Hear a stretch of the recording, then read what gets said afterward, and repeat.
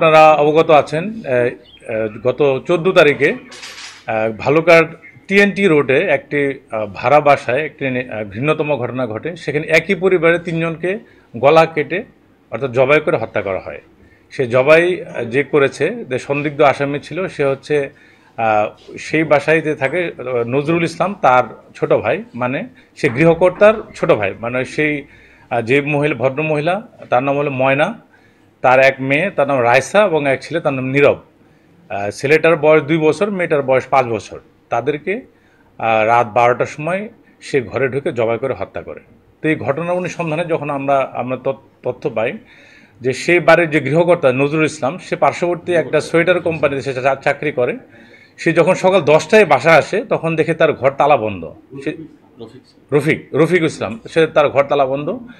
সে যখন নক করে তখন দরজা খুলে না। অবশ্যই সে বিভিন্ন লোকজনের সহায়তায় দরজা ভেঙে যখন ঘরে ঢুকে দেখে যে 3টা মৃতদেহ পড়ে আছে, এবং তার যে ছোট ভাই নজরুল ইসলাম, তার পাশের রুমে সে নাই। এবং তার ঘরে রক্তাক্ত যে একটা লুঙ্গি দিয়ে পেঁচানো, একটা চাদর দিয়ে পেঁচানো অবস্থায় ছিল। পরবর্তী পুলিশ সংবাদ পেয়ে যখন আমরা যাই, তখন যে নজরুল ইসলাম যে মোবাইল ফোনটা ব্যবহার করতো, সেটাকে আমরা বন্ধ দেখতে পাই। পরবর্তীতে নজরুল ইসলাম যে একটা অটোরিকশার দোকানে সে কাজ করতো, সে অটোরিকশা চালায়। সে অটোরিকশা নিয়ে মালিকের কাছ থেকে বের হয়ে গেছে, এবং আমাদের বিভিন্ন টিম স্পেশাল তৎক্ষণাৎভাবে 5-6টা টিম ঠিক করে দেয়, ডিবি সহ। এখানে আমাদের ভালুকা থানা পুলিশের 5-6টা টিম কাজ করে। আমাদের গফরগাঁ সার্কেলের এডিশনাল এসপি পুরো সময় ঘটনার সাথে সে টিমের সাথে ছিল, অফিসার ইনচার্জ ছিলেন। এবং আমরা দিনভর তাকে খুঁজতে থাকি।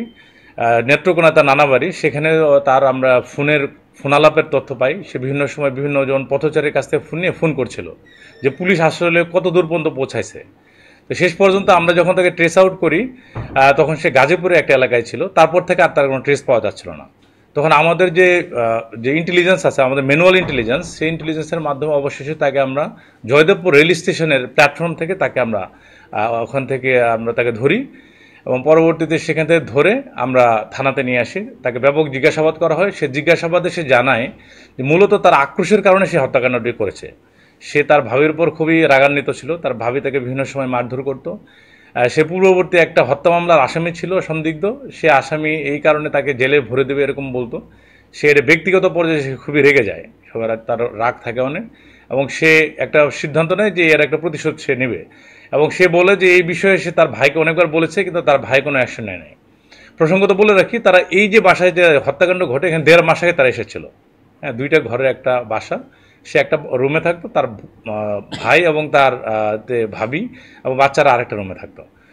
যখন অবশেষে দুপুর 12টার সময় সে তার সাথে ঝগড়া করে, তার ভাবির সাথে। তার ভাবি তাকে খেতে দেয় না, মারধর করে।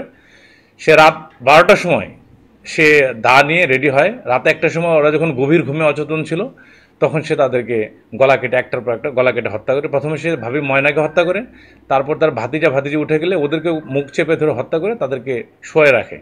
এটা সে তার বলে।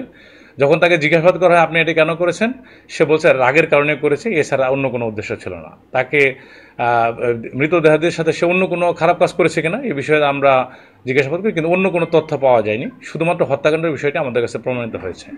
এবং তার যে পাস্ট হিস্ট্রি আমরা অ্যানালাইসিস করে দেখি, তার একটা মানসিক, সে সাইকো টাইপের একটা মানুষ।